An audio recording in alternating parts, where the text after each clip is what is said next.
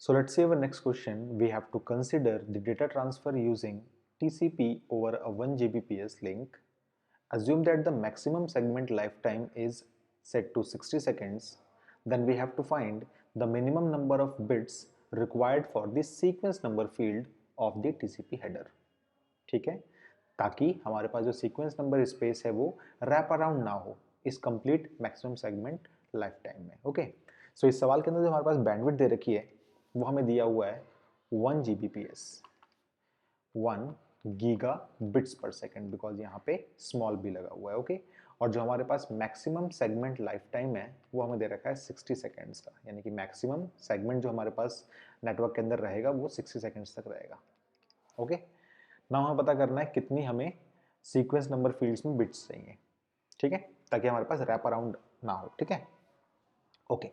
Now आपको पता है कि जब कभी भी इस टाइप का सवाल आपके पास आएगा तो आपको पता होना चाहिए कि एक सेकेंड्स में आप लोग एक्चुअली कितनी बाइट्स आप दे रहे हो, ताकि पता लग जाए कितने सीक्वेंस नंबर उस एक सेकेंड में आपको लगेंगे, कंज्यूम होंगे. ओके, तो सीक्वेंस नंबर का मतलब होता है कितनी बाइट्स आपने भेज दी.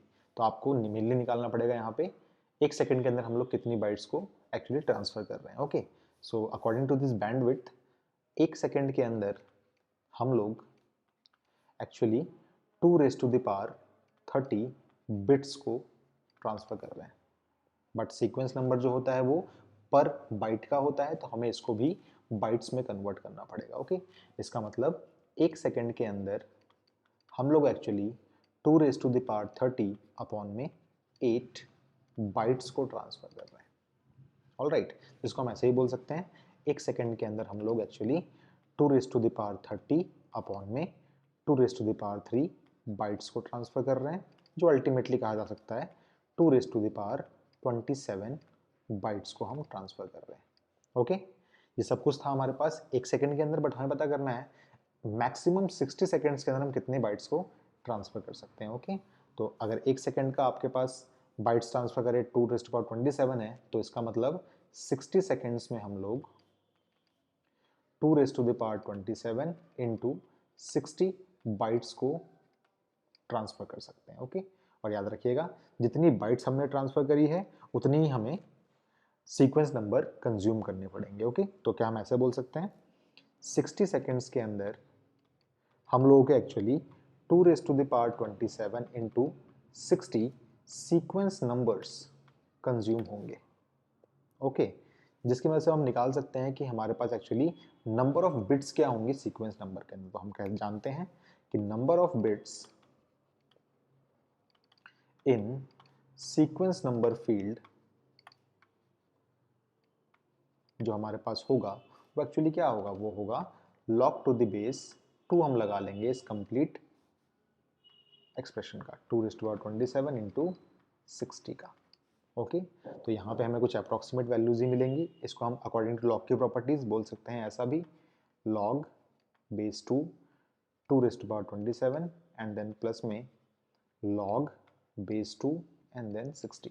हमें पता है अकॉर्डिंग टू लॉगरिथम्स की प्रॉपर्टी ये हो जाएगा हमारे पास 27 एंड देन ये अप्रॉक्सीमेटली कितना आएगा हमें पता है 2⁻6 जो हमारे पास होता है वो होता है 64 और 2⁵ जो हमारे पास होती है वो होती है 32. तो इसका आंसर अप्रॉक्सीमेटली 5 पॉइंट समथिंग आएगा. 64 के आसपास ही, इसका मतलब 5 पॉइंट लेट सपोज 8 9 हम कर लेते हैं, तो ये अप्रॉक्सीमेटली हमारे पास आएगा 5 पॉइंट लेट सपोज 8 और 9 अप्रॉक्स. ओके, सो अल्टीमेटली हमारे पास जो कंप्लीट आंसर इसका आएगा वो आएगा 27 + 5 इज व्हाट, आई गेस 32.8.